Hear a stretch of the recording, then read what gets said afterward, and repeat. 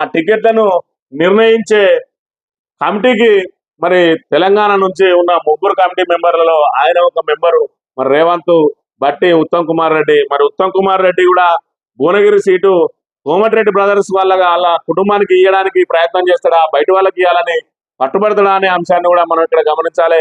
బట్టి విక్రమార్క భార్యకు టికెట్ ఇవ్వని పక్షంలో మాత్రం బట్టికును రేవంత్ రెడ్డికి మరి తీవ్రంగా గ్యాప్ ఏర్పడే అవకాశం ఉన్నది.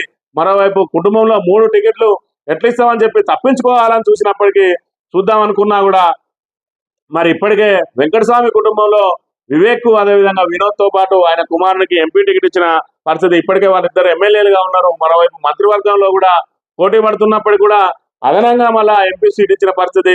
మరి ఇప్పుడు బట్టి విక్రమార్క ఆయన సోదరుడు మల్లు రవితో పాటు ఇప్పుడు బట్టి భార్య నందిని కూడా టికెట్ కావాలని పట్టుబడుతున్న పరిస్థితి నుంచి మరి రేవంత్ ఇళ్ళ నుంచి ఎట్లా బయటపడతాడు అనేది మనం వేచి చూడాలి.